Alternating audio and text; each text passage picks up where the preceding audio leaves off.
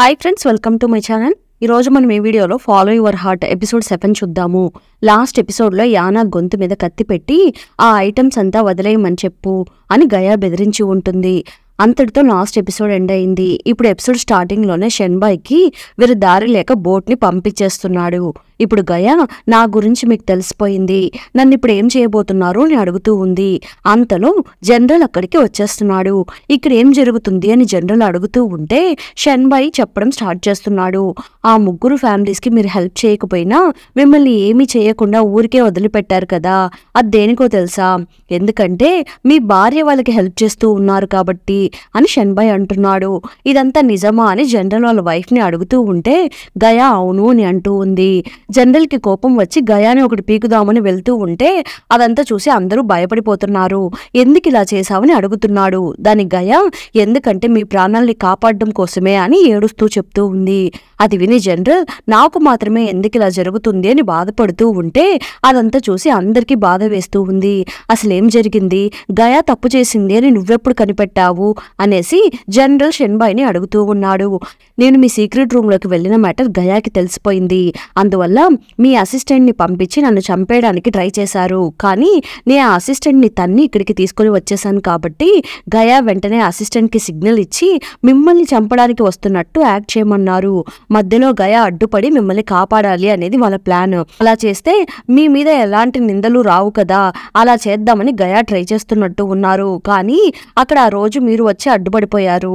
అప్పుడు కూడా నేను గయాని అనుమానించలేదు, కానీ నేను ఆ 3 ఫ్యామిలీస్ని ఈజీగా అరెస్ట్ చేయగలిగాను. ఈ కేసు అంత ఈజీగా క్లోజ్ అవ్వకూడదు అనుకున్నాను, కానీ అది ఇంత ఈజీగా క్లోజ్ అయిపోయింది. అంటే దీని వెనకాల ఎవరో ఉన్నారని నాకు అర్థమైంది. అది ఎవరు అని కనిపెట్టడానికి ట్రై చేస్తూ ఉన్నప్పుడు నేను ఈ ఊరు నుండి ఎలాంటి బోటు బయటకు పోకూడదు అనేసి నేను మీకు ఇన్ఫార్మ్ చేసి మీ చేత ఆర్డర్ వేయించాను. దాని తర్వాత మా పెళ్లి బోట్లో జరగాలి, ఫస్ట్ నైట్కి బోటు ఒక ప్లేస్ నుంచి ఇంకొక ప్లేస్కి వెళ్ళాలి అని చెప్పి ఏదో జాతకం చెప్పినట్టు గయా చెప్పారు. అప్పుడే నాకు అర్థమైపోయింది, అందుకే నేను ఇదంతా ఎంక్వైరీ చేసి కనిపెట్టాను అనేసి షెన్బాయ్ స్టోరీ అంతా చెప్తూ ఉన్నాడు. అదంతా విని యానా అయితే షెన్బాయ్ పోలీస్నా అన్నట్టు షాక్ అయి చూస్తూ ఉంది. గయా వెంటనే నాకు ఎలాంటి పనిష్మెంట్ ఇచ్చినా నేను యాక్సెప్ట్ చేస్తాను అని అంటూ ఉంది. అది విని జనరల్ నువ్వేం మాట్లాడుతున్నావు అని అంటున్నాడు. దానికి షెన్బాయ్ నేను మిమ్మల్ని జైల్లో వేయాలి, ఇంకేం చేయలేను, ఆ బోట్లో జోర్నియా ఉంది అని నాకు బాగా తెలుసు, అయినా పర్లేదు అనేసి నేను ఎందుకు దాన్ని క్యాపిటల్ సిటీకి పోనిచ్చాను అంటే దాని వెనకాల ఇంకెవరో ఉన్నారు కాబట్టి నేను క్యాపిటల్ సిటీకి వెళ్ళిపోయి దీని వెనక ఉన్న మాస్టర్ మైండ్ ఎవరిది అని కనిపెట్టి తీరుతానని షెన్బాయ్ అంటున్నాడు. అయితే వీడు కన్ఫర్మ్ పోలీస్నే అనేసి యానా అనుకుంటూ ఉంది. అయితే నా దగ్గర చెప్పిందంతా అబద్ధాలా, నన్ను మోసం చేశాడా అని థింక్ చేస్తూ ఉంది. అంతలో గయా షెన్బాయ్తో మీరు క్యాపిటల్ సిటీకి వెళ్ళినా కూడా దీని వెనకాల ఎవరున్నారో కనిపెట్టలేరు, అది మాత్రమే కాదు నన్ను ఇప్పుడే జైల్లో వేసేయండి అని గయా అడుగుతూ ఉంటే లేదు లేదు నన్ను కూడా తనతో కలిపి జైల్లో వేసేయండి అని జనరల్ అంటున్నాడు. నా భార్య నా కోసమే ఇలాంటి తప్పును చేసింది, అందువల్ల నేను కూడా తనతో కలిసి పనిష్మెంట్ అనుభవిస్తాను అని అంటున్నాడు. అదంతా గయా చూసేసి వెంటనే ఒక కత్తిని తీసుకుని తన గొంతుని కట్ చేసేసుకుంటుంది. మీరు బ్రతికి ఉండాలి అంటే నేను చనిపోయి తీరాల్సిందే, ఎందుకంటే నన్ను ఎంక్వైరీ చేయడం స్టార్ట్ చేసినప్పుడు నేనేమైనా నిజం చెప్పేస్తే మిమ్మల్ని వీళ్ళు చంపేస్తారు, దానికి నేను ఒప్పుకోను అనేసి గయా అంటూ ఉంది. ఎందుకు ఇలా చేశారని షెన్బాయ్ అడుగుతూ ఉంటే లేదండి కన్ఫర్మ్ గా మీరు వాళ్ళని కనిపెట్టలేరు, అందుకు నేను కూడా ప్రాణాలతో ఉండకూడదు అనేసి గయా చనిపోతూ ఉంది. ఇదంతా చూసి యానా ఏడుస్తూ ఉంది.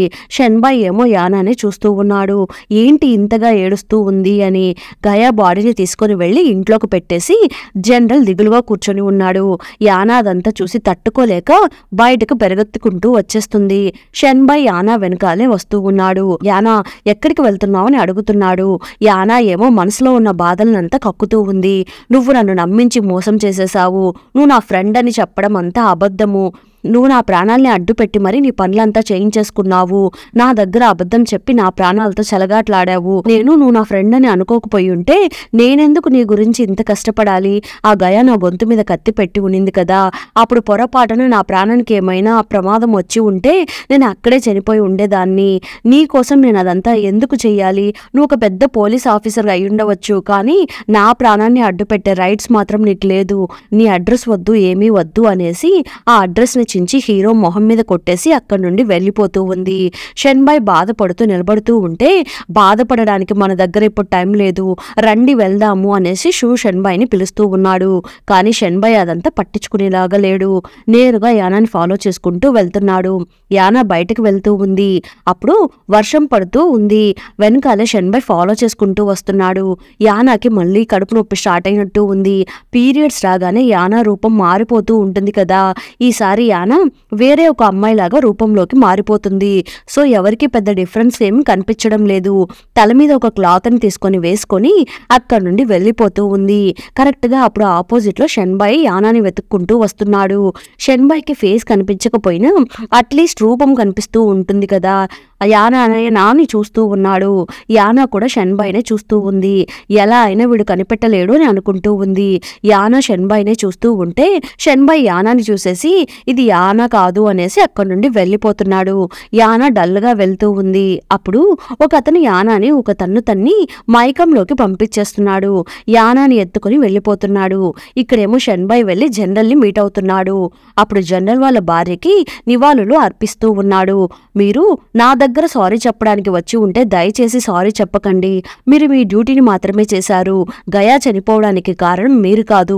ఆ సీక్రెట్ గ్రూప్ వల్లనే గయా చనిపోయింది. వాళ్ళని ఎలా అయినా కనిపెట్టాలి.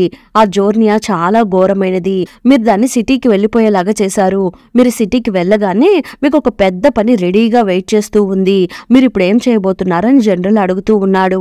అదంతా నేను చూసుకుంటాను అనేసి షెన్బాయ్ అక్కడి నుండి బయలుదేరడానికి రెడీ అవుతూ ఉన్నాడు. ఇక్కడేమో యానాకి మెలకు వచ్చేసింది. ఒక చిన్న పాడుపడిన గుడిసెలో తన్ని కట్టేసి ఉంచారు. అప్పుడు యానా దగ్గరికి ఒక అతను వచ్చి, ఏమ్మా నన్ను చూస్తే భయం వేస్తుందా?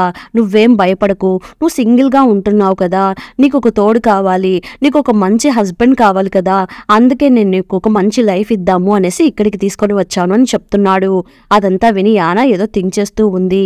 ఈ డబ్బా ఫేస్ ని ఇంతకు ముందే ఎక్కడో చూసినట్టు ఉందే అని అనుకుంటూ ఉంది. యానా చిన్నప్పుడు ఒకసారి తనతో కిడ్నాప్ చేసి పెళ్లి చేసుకోవాలని చెప్పి తీసుకుని వెళ్ళిపోయి ఉన్నారు కదా, అతను ఇతనే అంట. 15 సంవత్సరాలు గడిచిపోయినా వీడికి ఇంకా పెళ్లి కాకుండా ఉన్నాడా అనుకొని, యానా ఇలా చూడండి, నేను మా అమ్మకి హెల్త్ బాగాలేదు అనేసి చూడ్డానికి వెళ్తూ ఉన్నాను. నా దగ్గర ఒక్క కాస్ట్లీ ఐటమ్ మాత్రమే ఉంది. నా దగ్గర ఒక పర్ఫ్యూమ్ బాటిల్ ఉంది. అది చాలా చాలా కాస్ట్లీ. దాన్ని మాత్రం నా దగ్గర నుండి తీసుకోవాలని ట్రై చేయకండి. దాన్ని ఓపెన్ చేసి చూడకండి.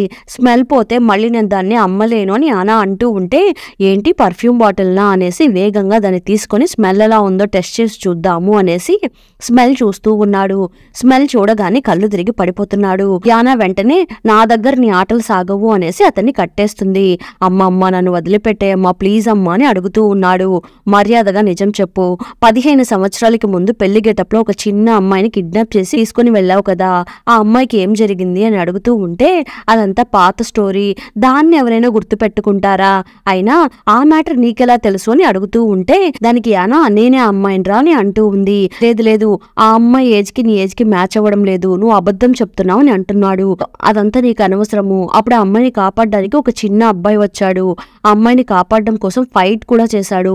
వాడికి ఏమైంది, నువ్వు ఇప్పుడు చెప్తావా లేక నీ నోటిని కాల్ చేయనా అని యానా అడుగుతూ ఉంటే, సరే చెప్తాను అనేసి అతను ఫ్లాష్ బ్యాక్ లోకి వెళ్ళిపోతున్నాడు. మన యానా ఆ అబ్బాయి ఇద్దరు కలిసి ఆ పూల తోటలో కూర్చొని మాట్లాడుకుంటూ ఉన్నప్పుడు ఇతను ఇంకో అతనితో కలిసి అక్కడికి వచ్చేస్తున్నాడు. వాళ్లతో ఫైట్ చేయాలి అనేసి ఆ అబ్బాయి యానా నువ్వు ఇక్కడ నుండి పారిపో అనేసి యానాని పంపించేసి రాళ్లు తీసి వాళ్ళ మీద విసురుతూ ఉన్నాడు. అప్పుడు అక్కడికి చాలా మంది వచ్చేస్తున్నారు. వాళ్ళ గుర్రం యానాని అటాక్ చేసేలాగా వస్తూ ఉన్నప్పుడు అప్పుడు అబ్బాయి యానాని పక్కకు తోసేసి తనే వెళ్ళి కింద పడిపోతున్నాడు. అప్పుడు తనకేదో దెబ్బలు తగులుతూ ఉంది. యానా అబ్బాయిని కాపాడాలి అనేసి దగ్గరికి వెళ్ళడానికి ట్రై చేస్తూ ఉంది. అంతలో ఆ గుర్రంలో వెళ్తున్న వాళ్ళు యానాని పక్కకు తోసేస్తున్నారు. యానా వెళ్లి కిందకు పడిపోయి మైకంలోకి వెళ్ళిపోతుంది. ఆ తర్వాత అబ్బాయికి ఏదో మత్తు మందు ఇచ్చినట్టు ఉన్నారు. కరెక్ట్ గా అప్పుడు అక్కడికి చాలా మంది వీరులు వచ్చేస్తున్నారు. ఆ సౌండ్స్ విని ఆ గుర్రం మీద ఉండే వాళ్ళంతా పారిపోతున్నారు. ఆ వీరులు వచ్చి బాబుని చెక్ చేసి చూస్తున్నారు. ప్రాణం ఉంది అని తెలియగానే ఆ బాబుని తీసుకొని అక్కడి నుండి వెళ్ళిపోతున్నారు. యానా మాత్రం అక్కడే మైకంలో పడిపోయి ఉంది. ఇప్పుడు అతను అంటున్నాడు, నేను నువ్వు చనిపోయావు అనుకొని నిన్ను అక్కడే వదిలేసి వెళ్ళిపోయాను, నువ్వు ఎలా బ్రతికి బయటపడ్డావో నాకు తెలియదమ్మా అని అంటున్నాడు. ఆ బాబుని ఎత్తుకుని వెళ్లిన పర్సన్ ఎలా ఉంటాడో అని యానా అడుగుతూ ఉంది. ఆ అబ్బాయిని ఎత్తుకుని వెళ్లిన వాళ్ళు క్యాపిటల్ సిటీ నుండి వచ్చి ఉండవచ్చు. వాళ్ళందరూ క్యాపిటల్ సిటీ అఫీషియల్స్ లాగా ఉన్నారు అని అతను అనగానే, ఓ క్యాపిటల్ సిటీ అఫీషియల్స్నా, నేను కూడా అబ్బాయిని ఎక్కడెక్కడో వెతికాను, కానీ అతన్ని క్యాపిటల్ సిటీకి తీసుకుని వెళ్ళారు అంటే నేను ఇప్పుడు కన్ఫామ్గా అక్కడికి వెళ్తాను, నేను కన్ఫామ్గా అతన్ని కనిపెట్టి తీరుతాను అనేసి యానా అక్కడి నుండి బయలుదేరుతూ ఉంది. ఆ అబ్బాయిని ఎలా అయినా కాపాడాలి, నన్ను కాపాడడం వల్లనే తనకి ఇంత పెద్ద ఆపద కలిగినట్టు ఉంది అనేసి తను బయలుదేరి వెళ్తూ ఉంది. ఇక్కడేమో హీరో వాళ్ళ టీం మెంబర్స్ అందరినీ తీసుకుని క్యాపిటల్ సిటీకి రిటర్న్ అవుతూ ఉన్నాడు. ఇప్పుడు క్యాపిటల్ సిటీకి రాగానే షూ ఉన్నాడు కదా, తను ఒక బర్గర్ తీసుకుని వస్తూ ఉంటే మీ ట్రిప్ ఎలా జరిగింది అని అందరూ అడుగుతూ ఉన్నారు. అప్పుడు వేరే టీంలో ఉండే పోలీసులు కొంతమందిని ఎంక్వైరీ చేయడానికి వెళ్తూ ఉన్నారు. అదంతా షూ చూసేసి షెన్బాయ్ దగ్గరికి వచ్చేస్తున్నాడు. క్యాపిటల్ సిటీకి రాగానే మీరు ఇక్కడికే వస్తారని నాకు బాగా తెలుసు, అందుకే నేను ఇక్కడికి వచ్చేసాను, ఇదిగోండి నేను మీకోసం ఒక బర్గర్ తెచ్చాను తీసుకోండి అనేసి, మనం 3 నెలలు లీవ్లో ఉన్నాము అని చెప్పేసి ఆ బిజినెస్ సిటీకి వెళ్ళి ఆ కేసుని ఎంక్వైరీ చేసేసి వచ్చాము. సో మేము 3 నెలలుగా సెలవులు యూజ్ చేసుకోలేదు, మన టీంలో వాళ్ళెవ్వరూ కూడా సెలవుల్ని యూజ్ చేసుకోలేదు అని షూ అంటున్నాడు. అది విని షెన్బాయ్, అయితే ఈ కేసులో నాతో పాటు వర్క్ చేసిన నా టీం మెంబర్స్ అందరికీ శాలరీ ట్రిపుల్ చేసి ఇస్తానని చెప్పు అని అంటున్నాడు.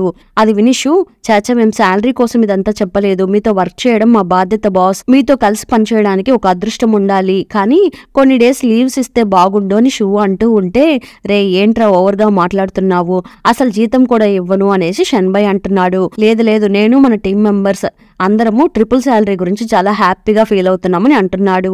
అప్పుడు ఒక దొంగని తరుముకుంటూ పోలీసులు వెళ్లారు కదా, వాళ్ళు అతన్ని తరుముకుంటూ వస్తూ ఉన్నారు.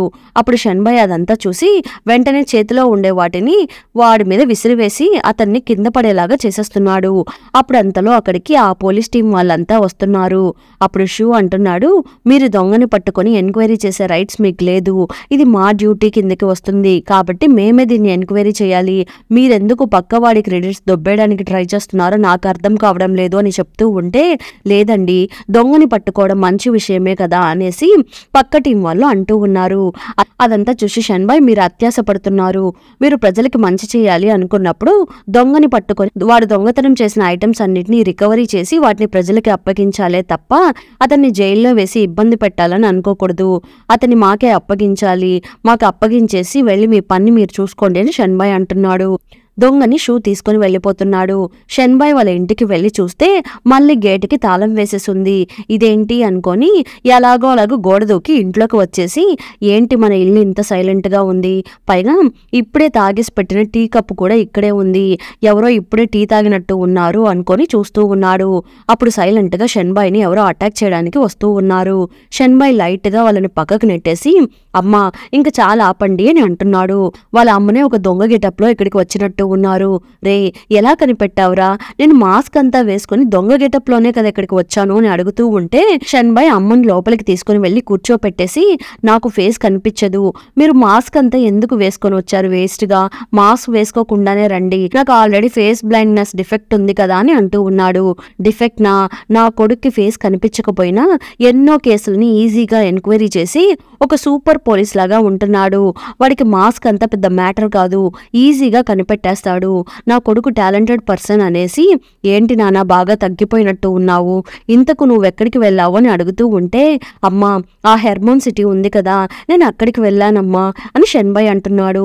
ఆ ప్లేస్కి ఎందుకు వెళ్ళావు, నేను ఒక ప్రిన్సెస్ అని నీకు తెలుసు కదా, మనమంతా రాజుగారి బంధువులము, మనలాంటి వాళ్ళు బార్డర్ దగ్గరికి వెళ్తే రాజుగారు బాధపడతారని నీకు తెలుసు కదా, ఎందుకు ఇలా చేశావని అడుగుతూ ఉంటే, అమ్మా మీరేం బాధపడకండి, ఆ జోర్నియా ఉంది కదా అది ఆ ప్లేస్ నుండే ఎక్కువ మొత్తంలో ఇక్కడికి వస్తూ ఉంది, దాన్ని కనిపెట్టడం కోసమే అక్కడికి వెళ్ళాను అని హీరో అంటున్నాడు. నీకు చెప్పిన పనిని మాత్రమే చెయ్యి, ఎక్కువగా వర్క్ చేయకు, సరే తాతగారి బర్త్డే ఫంక్షన్ దగ్గరలో ఉంది, అక్కడికి చాలా మంది గెస్ట్లు వస్తారు, నువ్వు కూడా కన్ఫామ్ గా రావాలి అని అమ్మ అంటూ ఉంటే, నేను రాలేనమ్మా అని షెన్బాయ్ అంటున్నాడు. నువ్వే పెద్ద మనవడివి, నువ్వు కన్ఫామ్ గా వచ్చి తీరాల్సిందే అని అమ్మ అంటూ ఉంది. అమ్మ చెప్పిన మాట వింటావా లేవా అని అడుగుతూ ఉంటే షెన్బాయ్ అమ్మ కూర్చి అనుకుంటా, మా అమ్మ చెప్తే వినకుండా ఉంటానా అనేసి అంటున్నాడు. వాళ్ళ అమ్మ కూడా హ్యాపీగా ఫీల్ అవుతూ ఉంది. షెన్బాయ్ నిద్రపోతూ ఉన్నప్పుడు తనకి ఒక కల వస్తున్నట్టు ఉంది. అప్పుడు గుర్రం మీద ఎవరో తనని తరుముకుంటూ వస్తున్నట్టు, తన కళ్ళు తిరిగి పడిపోయినట్టు, అతన్ని ఎవరో కిడ్నాప్ చేసి తీసుకుని వెళ్ళిపోయినట్టు, తర్వాత తల మీద దెబ్బలు తగిలినట్టు, ఆ తర్వాత మన యానాని వదిలేయండి అని తను అరుస్తూ ఉన్నట్టు, పక్కనే తన బుడ్డయ్యాన పడుకొని ఉన్నట్టు తనకి కల వస్తూ ఉంది. ఆ చిన్న బాబు ఎవరో కాదు మన హీరోనే అని మనకి తెలిసిపోతుంది. దాని గురించి థింక్ చేసేసి ఏం జరిగింది, నాకెందుకు సరిగా ఏం గుర్తు రావడం లేదు అని అనుకుంటూ కన్ఫ్యూజ్ అవుతూ ఉన్నాడు. ఇప్పుడు నెక్స్ట్ డే మార్నింగ్ అవుతుంది. షెన్బాయ్ ఆఫీస్కి ఇంకొక పోలీస్ టీం హెడ్, అతని పేరు బెయిలీ. అతను కోపంగా లోపలికి వచ్చేసి షెన్బాయ్ టీంలో ఉండే వాళ్ళందరినీ తంతూ ఉన్నాడు. మన షెన్బాయ్ వాళ్ళకి చీఫ్ అంట. అంతలో అక్కడికి షెన్బాయ్ వచ్చి ఏంటి బెయిలీ ఏమైంది అని అడుగుతూ ఉంటే, మా టీం పట్టుకున్న దొంగ ఒకటి ఇక్కడ ఉన్నాడంట, వాడిని తీసుకుని వెళ్ళడానికి ఇక్కడికి వచ్చాను అని అంటూ ఉంటే, ఏంటి ఒక దొంగ కోసం ఇంత రాదంతం చేస్తావా, ఎందుకు ఇలా చేస్తున్నావు అని అడుగుతూ ఉంటే, బెయిలీ వెంటనే షెన్బాయ్ దగ్గరికి వచ్చి 2 నెలలు లీవ్ పెట్టావు, సార్ గారు ఎక్కడికి వెళ్లారు అని బెయిలీ అడుగుతూ ఉంటే, రాజుగారి ఆజ్ఞ మేరకు మేము ఎక్కడికైనా వెళ్తాము అనేసి ఇద్దరు ఫైట్ చేసుకుంటూ మాట్లాడుతున్నారు. ఇదంతా అడిగే రైట్స్ నీకు లేదు అని షెన్బాయ్ అంటూ ఉంటే, రాజుగారి పేరు చెప్పి ఇంకా ఎంతకాలం ఎస్కేప్ అయిపోతూ ఉంటావు అనేసి, కానీ ఈసారి నువ్వు ఎక్కడికి వెళ్ళావో రాజుగారికి తెలుసా ఏంటి, అది మాత్రమే కాకుండా ఆ జనరల్ మాకు అన్న అవుతాడు, ఆయన్ని ఏం చేయలేక వాళ్ళ వైఫ్ చావుకి నువ్వు ఒక పెద్ద కారణమయ్యావు, నిన్ను ఊరికే వదిలిపెట్టను అనేసి బెయిలీ కత్తిని తీయడానికి ట్రై చేస్తూ ఉంటే, వెంటనే షెన్బాయ్ అంటున్నాడు, ఇంతసేపు మనం ఫైట్ చేసిందంత పెద్ద ఇష్యూ కాదు, కానీ ఇప్పుడు మనం వెపన్స్ తీసి ఫైట్ చేసాము అంటే అదొక పెద్ద ఇష్యూ కిందకి అయిపోతుంది, అది నీకు ఓకేనా అనేసి షెన్బాయ్ అడుగుతూ ఉంటే బెయిలీ థింక్ చేస్తూ ఉన్నాడు. అంతటితో ఈ ఎపిసోడ్ ఎండ్ అయిపోయింది. మళ్ళీ నెక్స్ట్ ఎపిసోడ్లో కలుద్దాం. ఈ ఎపిసోడ్ ఎలా ఉన్నదో తప్పకుండా కమెంట్ చేయండి. అలానే చాలా మంది నా ఛానల్ని సబ్స్క్రైబ్ చేయకుండానే చూస్తున్నారు. ప్లీజ్ సబ్స్క్రైబ్ చేయండి, ప్లీజ్ సపోర్ట్ చేయండి. Thanks for watching.